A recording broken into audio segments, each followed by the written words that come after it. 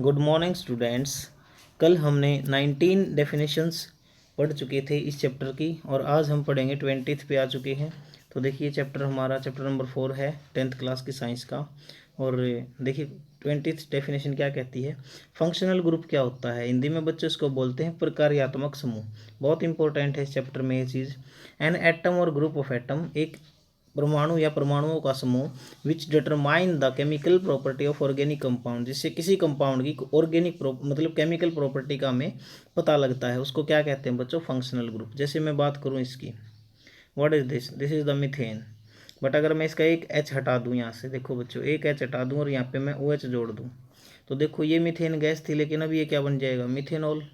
तो देखो इसकी टोटली प्रॉपर्टी चेंज हो गई। इसकी डेफिनेशन में ये भी बना सकता हूँ कि ऐसे एटम और ग्रुप ऑफ एटम जिनको हम किसी भी चेन में जोड़ने से उनकी प्रॉपर्टीज को चेंज कर सकते हैं, ठीक है, वो अपनी अलग प्रॉपर्टी शो करते हैं, तो वही हमारे फंक्शनल ग्रुप होते हैं। इस चैप्टर में मैं आपको बता दूं हम 12 या 13 फंक्शनल ग्रुप पढ़ेंगे जो कि आपको IUPAC नेमिंग में हेल्प करेंगे। और IUPAC नेमिंग इस चैप्टर में बहुत ज़्यादा ज़रूरी टॉपिक हमारा रहेगा। फर्मेंटेशन क्या होता है भाई, फर्मेंटेशन होता है बच्चों किण्वन। क्या होता है फर्मेंटेशन, किण्वन। ये क्या चीज़ है, the process of conversion of complex organic compound. एक जटिल ऑर्गेनिक कंपाउंड को हम क्या है, सिंपल ऑर्गेनिक कंपाउंड में चेंज करते हैं, और वो कौन करता है, एंजाइम करते हैं। जैसे मैं फॉर एग्जांपल आपको बताऊं, हम जो भी खाना खाते हैं, हम जो भी फूड खाते हैं, उसके अंदर क्या है, वो कम्प्लेक्स फॉर्म में होता है बच्चों। जब हमारे पेट में जाता है तो वहाँ पे क्या है, वो उसके अंदर कुछ एंजाइम वगैरह मिलते हैं, जिसकी वजह से वो सिंपलर सब्सटेंस में बदल जाता है और वो डाइजेस्टेड हो जाता है। अगर सपोज करो, मैं आपको बताऊं, इमेजिनेशन करो, अगर हमारी बॉडी में एंजाइम ना हो तो क्या होगा। एक बार का जो भोजन है आप जो खाते हो, उसको पचने में 3 साल लग जाएंगे बच्चों, बताओ देखो। तो इन एंजाइम्स का कितना रोल हमारी बॉडी में होता है, आप देख सकते हैं इस चीज़ को। उसके बाद मैं बताऊँ आपको हाइड्रोफिलिक। देखो बच्चों हाइड्रो का मतलब आप सभी जानते होंगे, हाइड्रो मीन्स होता है वाटर, फिलिक का मतलब होता है लविंग। तो वाटर लविंग यानी मेरे पास साबुन होता है, एक सोप होता है, इस तरह का मॉलिक्यूल होता है बच्चों सोप का। ऐसा मॉलिक्यूल है देखो सोप का, यहाँ पे CO माइनस और Na+। ये मेरे पास एक सोप मॉलिक्यूल है, ये इसका पोलर सिरा होता है बच्चों। एक एंड इसका पोलर है, दूसरा एंड इसका नॉन पोलर है। पोलर तो पानी में घुलता है, हाइड्रोफिलिक होता है, this end is known as hydrophilic. और सेकेंड एंड इज हाइड्रोफोबिक, जो कि ये फैट वगैरह में घुलता है, किसमें, फैट वगैरह में। क्लियर है। जब मैं सोप की जो मतलब क्लीनिंग एक्शन करवाऊंगा आपको, सफाई की विधि तो बताऊंगा सारा डिटेल में। अभी देख लें आप डेफिनेशन के तौर पर, the part of long chain molecule, एक लंबी चेन का मॉलिक्यूल जो साबुन का मॉलिक्यूल है, which is attracted toward the water, जो पानी की तरफ आकर्षित होता है, that is hydrophilic. And hydrophobic क्या होता है, hydro means water, phobic means heating. The long chain of molecule which repel, मतलब जो हीट करता है, बाहर रहता है वाटर से, उसको बोलते हैं हाइड्रोफोबिक। क्लियर है, क्लियर हो गया होगा। एल्कोहल अगला टॉपिक है, एल्कोहल। एल्कोहल बच्चों क्या होता है, अगर मेरे पास कोई चेन है, आर का मतलब है कोई भी चेन, CH3 CH2, एल्केन की कोई भी चेन है मेरे पास, मान लो इथाइल मिथाइल प्रोपाइल ब्यूटाइल, उसके साथ मैं OH जोड़ दूँ तो ये बन गया मेरा एल्कोहल। एल्कोहल एक्चुअली क्या होता है, OH ग्रुप जिसमें कंबाइन होता है, जिसके साथ वो OH हमारे पास, वो एल्कोहल होता है। The compound obtained by replacement of hydrogen, alkane से मैं हाइड्रोजन को रिप्लेस कर दूँ, अभी मैंने बताया था आपको, और OH ग्रुप जोड़ दूँ उसकी जगह पे, तो that is will form alcohol. यहाँ पे CH4 सॉरी, एल्कोहल बन जाएगा भाई, ठीक है, यही चीज़ थी हमारी इसमें। और जब भी मेरे पास देखो बच्चों इस चैप्टर में कई चीज़ें हैं। एल्केन का फार्मूला क्या होता है भाई, alkane carbon carbon single bond होता है। एल्केन का फार्मूला होता है CnH2n+2। अब यहाँ आप कितने भी एल्केन बना सकते हो, methane ethane propane butane pentane, सारे मेंबर आप इसके बना सकते हो। अब मान लो मैं इसमें एक कम कर दूँ, यहाँ पे 2 की जगह 1 कर दूँ और OH जोड़ दूँ, तो ये फार्मूला मेरा फंक्शनल ग्रुप एल्कोहल का बन गया। पहला ग्रुप बनाओगे तो मिथेनॉल, दूसरा इथेनॉल, तीसरा प्रोपेनॉल, चौथा butanol, pentanol, hexanol, heptanol, octanol, इस तरह से हमारे ग्रुप बनते चले जाएंगे, ठीक है। कार्बोक्सिलिक एसिड भी यही है। कार्बोक्सिलिक एसिड में क्या करोगे आप, जब आप COH ग्रुप लगा दोगे आर के साथ, चेन के साथ अगर COH ग्रुप लगा दोगे तो that will be form carboxylic acid. इसमें भी जैसे कार्बोक्सिलिक एसिड के मेंबर बच्चों, फर्स्ट मेंबर होता है ये मिथेनोइक एसिड, सेकेंड मेंबर होता है इथेनोइक एसिड, फिर propanoic acid, butanoic acid, pentanoic acid. और ये मिथेनोइक एसिड हमारा बच्चों फॉर्मिक एसिड कहलाता है। इसका कॉमन नेम है बच्चों फॉर्मिक एसिड। IUPAC नेम इसका मिथेनोइक एसिड है। कॉमन नेम फॉर्मिक एसिड है। जो आपको चींटी वगैरह काटती हैं या फिर नेटल स्टिंग होता है जो आपको बर्ड वगैरह काटती है तो उसके डंक में होता है ये एसिड हमारा। उसके बाद देखो सिंथेटिक फाइबर। दो तरह के फाइबर होते हैं, सिंथेटिक फाइबर और natural fibre. The fibre produce with the help of chemical processes are called synthetic fibre.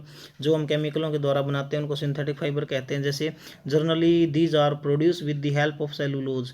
ये सेलुलोज से बनाए जाते हैं बच्चों। सेलुलोज क्या होता है? ये सेलुलोज धरती पर जितनी भी वनस्पति है ना बच्चों, ग्रास है, घास है, ठीक है, पत्तेदार कोई भी चीज़ें हैं जो जानवर खाते हैं ना, जो हरा चारा है, वो सेलुलोज में आता है भाई।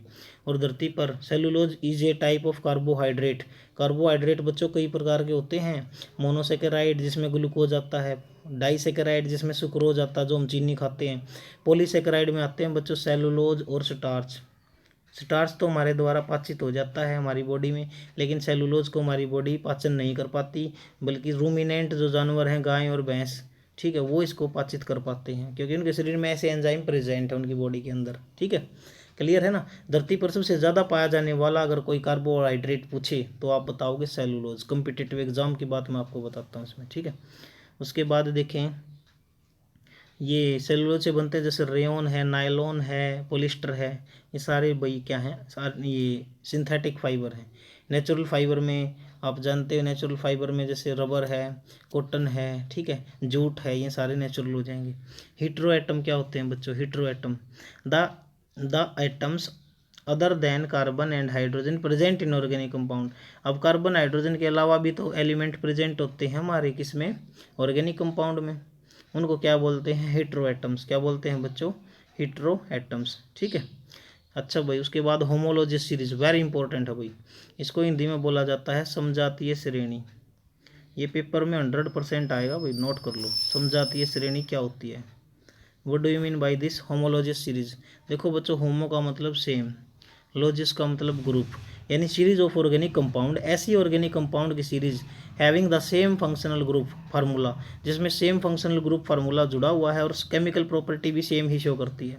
जैसे मैं आपको बताऊं, जैसे मेरे पास है मिथेनॉल, दूसरा मेंबर बन जाएगा CH3CH2OH इथेनॉल, तीसरा मेंबर बन जाएगा CH3CH2CH2 और OH प्रोपेनॉल। तो आप देखें ये एक समजातीय श्रेणी बन गई हमारी, होमोलॉजी सीरीज बन गई। और आप इनमें डिफरेंस देखो क्या है, इस मेंबर में और इस मेंबर में CH2 का डिफरेंस है, CH2 ज़्यादा है। इस मेंबर में और इस मेंबर में भी CH2 का डिफरेंस है। तो होमोलॉजी सीरीज के प्रत्येक मेंबर मतलब मिथेनॉल, इथेनॉल, प्रोपेनॉल में CH2 ग्रुप का अंतर होता है। ये क्वेश्चन पूछा गया कई बार। होमोलॉजी सीरीज में कितने ग्रुप का अंतर होता है? CH2 ग्रुप का। और एक क्वेश्चन और पूछा गया बच्चों एग्जाम में, ये बताओ इनके जो मेंबर हैं इनमें कितने मोलिकुलर मास का डिफरेंस है? मास का डिफरेंस कितना हो जाएगा? तो आप निकाल लो। 12 तो कार्बन का हो गया, 2 हाइड्रोजन का हो गया, कितना हो गया भाई यहाँ पे, सॉरी कार्बन का, हाँ 12 तो कार्बन का हो गया और 2 क्या है हाइड्रोजन का। 12 और 2 14 ग्राम, यानी प्रत्येक मेंबर में 14 ग्राम का डिफरेंस अगर मास पूछे तो आपसे। क्लियर। डिटर्जेंट क्या होते हैं बताऊंगा मैं आपको, कंप्लीट प्रोसेस डिटर्जेंट का। The substance use for cleaning known as detergent, जो सफाई में यूज होते हैं वो डिटर्जेंट होते हैं। और ये सोडियम साल्ट होते हैं, sulphonated long chain carboxylic acid की। पूरा फार्मूला भी इनका मैं आपको बताऊंगा, एक्चुअली लिख के दिखाऊंगा क्या फार्मूला होता है इनका, किस तरह से एक्सप्लेन करते हैं, ये टॉपिक आएगा जब आगे। कार्बन फाइबर क्या होते हैं बच्चों? The fibre produce by the help of long chain of carbon atoms, जो कार्बन एटम की सहायता से बनाए जाते हैं कार्बन फाइबर। सोप क्या होता है? साबुन। आप जानते हैं साबुन का फार्मूला C17H35 और COONA, ये साबुन का फार्मूला होता है बच्चों, ठीक है। और C17H35SONA ये किसका फार्मूला होता है भाई? This formula is of detergent. Clear. उसके बाद देखें सोप क्या होता है? Soap is generally sodium salt of long chained carboxylic acid, fatty acid बताया था अभी मैंने। कैटालिस्ट क्या होता है? उत्प्रेरक। कैटालिस्ट एक ऐसा सब्सटेंस है due to which a chemical reaction is either made slow और फास्ट विदाउट रिएक्टिंग इटसेल्फ। अब कैटालिस्ट का क्या रोल है? वो खुद अपने आप को खर्च नहीं करता रिएक्शन में, बल्कि रिएक्शन की स्पीड को बढ़ा भी सकता है और घटा भी सकता है, ठीक है। और बहुत कम यूज किया जाता है बच्चों कैटालिस्ट रिएक्शन में, मतलब बहुत ही कम मात्रा में। जैसे मैं मान लो रिएक्शन करता हूँ एक N2 + 3H2, हाइड्रोजन से मैं नाइट्रोजन की रिएक्शन करवाऊँ तो क्या बनेगा, अमोनिया बनेगी। क्या बनेगी, अमोनिया। तो इसमें आयरन है, बहुत कम मात्रा में यूज़ किया जाता है। मान लो मैंने आयरन इसमें 2 ग्राम यूज़ किया, तो आयरन 2 ग्राम ही आपको रिएक्शन के बाद मिल जाएगा। इसका मतलब कैटालिस्ट कभी भी रिएक्शन में खर्च नहीं होते। हाँ, एक चीज़ ज़रूर है, आयरन मान लो आपने इतने इतने बड़े बड़े पीसीज में लिया था, तो बाद में वो हो सकता है छोटे पीसीज में आपको मिले, मतलब साइज चेंज हो सकता है, लेकिन खर्च नहीं होता कभी भी। अंडरस्टैंड। ग्लिसरॉल क्या होता है, ग्लिसरॉल, ग्लिसरॉल एक इज एन एल्कोहल। ग्लिसरॉल हमारा जिसमें 3 हाइड्रोक्सिल ग्रुप जुड़ते हैं भाई, जैसे इस टाइप का फार्मूला मिलेगा इसका CH3, ये हमारा ग्लिसरॉल होता है। ठीक है, और ये साबुन बनाते हैं तो उसके लिए किसी बेस को ऐड करते हैं इसके अंदर NaOH को, तो यूज़ किया जाता है ग्लिसरॉल हमारा। ठीक है, एक ग्लाइकोल होता है बच्चों जिसमें 2 OH ग्रुप होते हैं, ग्लाइकोल में 2, ग्लिसरॉल में 3। सफोनिफिकेशन क्या होता है, इसको हिंदी में बोलते हैं भाई साबुनीकरण। क्या बोलते हैं, साबुनीकरण, सपोनिफिकेशन। एक the process of making of soap, साबुन बनाने की विधि हमारी सपोनिफिकेशन कहलाती है। और it is a process of hydrolysis of fatty acid to form sodium salt, तो इससे साबुन बनता है जनरली, सिंपल सी बात। क्लियर है। तो आज बेसिकली टाइम जो है इसमें ज़्यादा हो चुका है, और एक्सप्लेन करने में जो बच्चों टाइम लग जाता है, चीज़ें समझ में आनी ज़रूरी हैं। ये नहीं कि हम फास्ट चलें, फास्ट चलने का क्या मतलब है जब तक चीज़ें क्लियर डिफाइन नहीं होंगी। तो आज इतना ही करेंगे। Thank you, have a nice day. कोई भी प्रॉब्लम है, किसी भी प्रकार की नोट्स की आपको ज़रूरत है, तो आप मेरे पास जो है कॉन्टैक्ट कर सकते हैं। Thank you, bye bye.